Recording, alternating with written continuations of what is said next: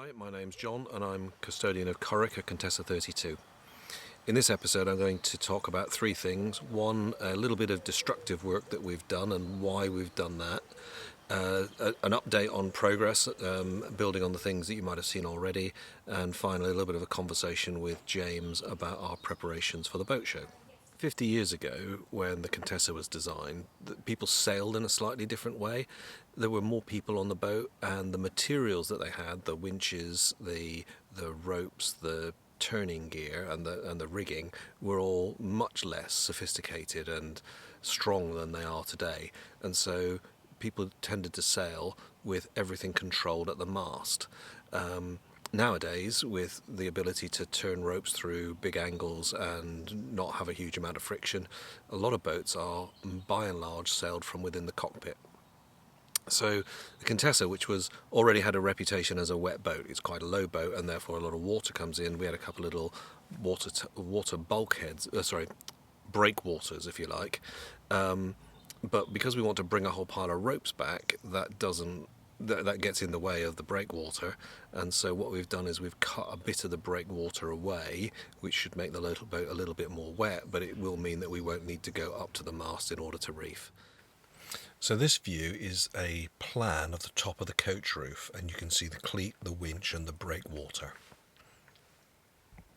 What isn't so obvious is that there are only 2 or 3 lines coming through that breakwater, and they came through drilled holes.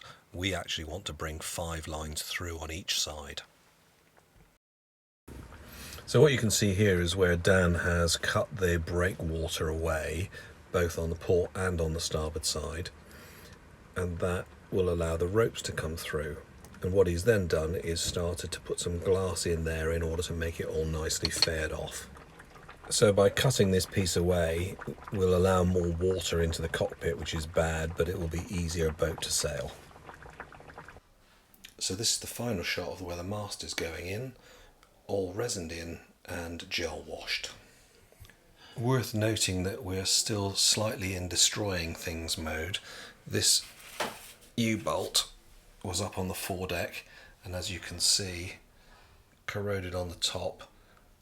And we went to release it, it broke and will be replaced. All of this stuff is getting inspected to make sure that there's no signs of corrosion or damage. Really don't want it to come off while we're at sea.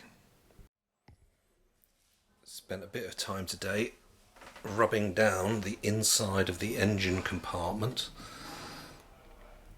very much with a view of getting that nice and smooth so that we can put the engine insulation on.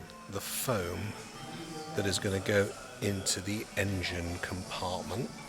This foam is the reflective strip, then there is a layer of foam, and then if you can see it here, there's a layer of lead.